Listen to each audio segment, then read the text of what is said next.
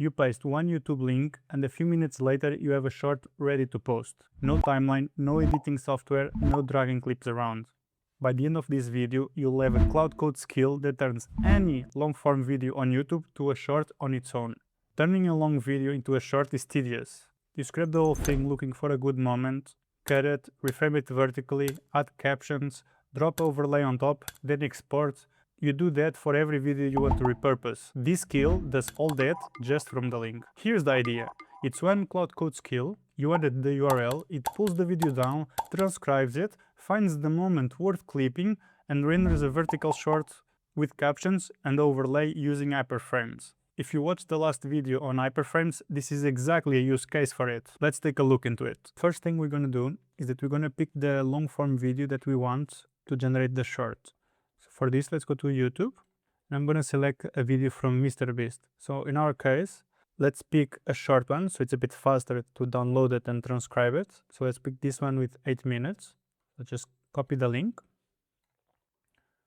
You go back to the project where you have your skill, and we're going to open Cloud Code.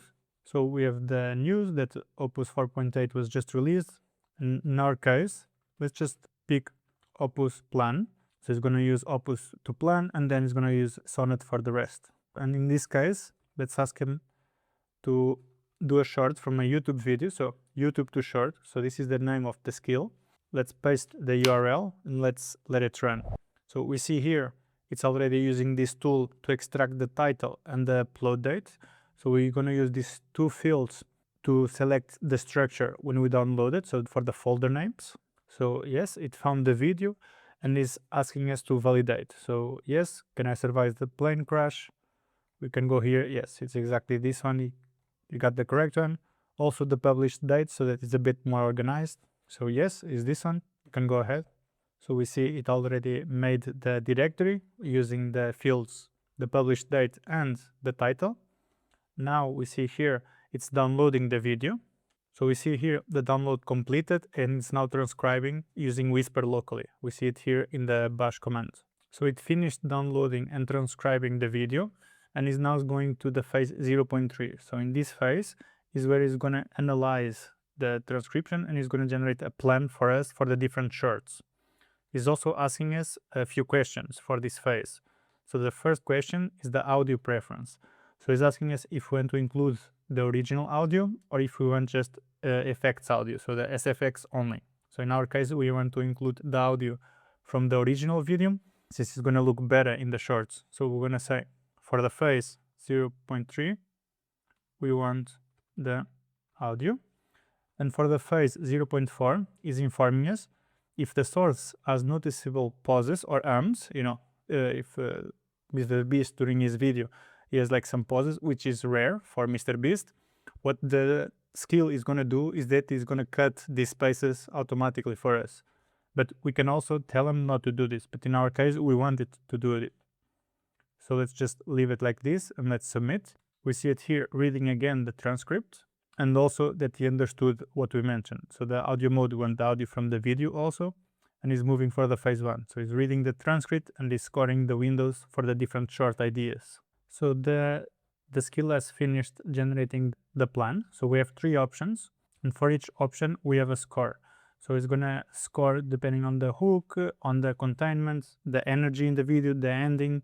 We also have some insight of the script, so the text that it says during the shorts. And then we have the ending note and the loop note. So in some cases, we can loop the shorts again to the beginning so that the viewer thinks it's still the same video, causing it to increase the views a lot. So in our case, we're just going to pick the one with the highest score. So we're just going to say option 1. While it's rendering our storyboard, we can actually go here and look into the folder structure to see what he already has.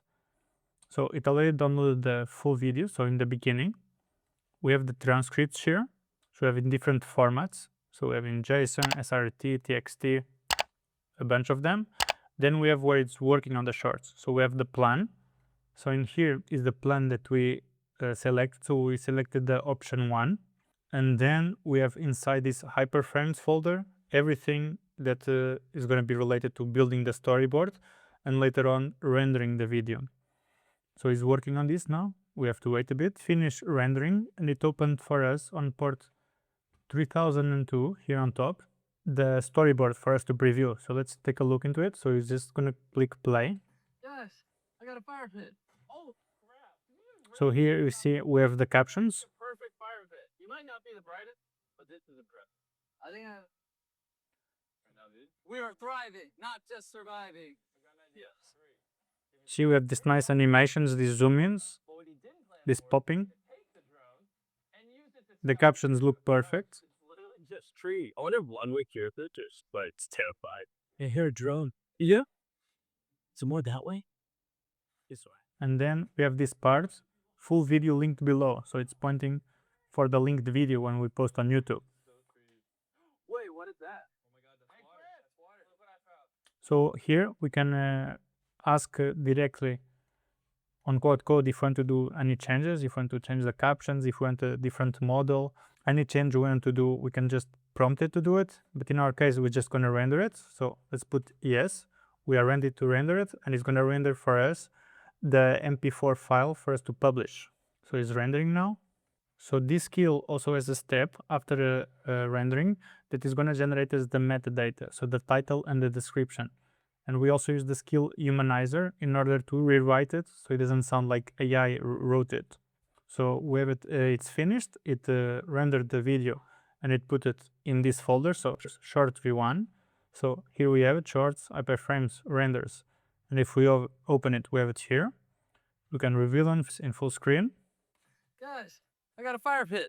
Oh crap, did you rip the engine off the plane? This is actually a perfect fire pit. You might not be the brightest, but this is impressive. I think I have enough wood to go ahead and get the fire started. Look at that. Chris is big braining right now, dude. We are thriving, not just surviving. We got an idea. 3. Give me the drone. 3 brought this drone to get cool drone shot. What he didn't plan for is for me to tape the drone and use it to scout the area. Bro, it's literally just tree. I wonder if one way hears this. It's just like, it's terrified. I hear a drone. Yeah?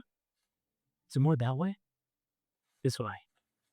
We might actually be lost. Carl! Craig! Alright, still trees, still trees. Wait, what is that? Oh my god, the water. Look what I found. That's the river, so. Wait, where is this river? And there we have it. We have the shorts. Everything generated just from the link from YouTube. Right now, it just renders in one template, as you saw.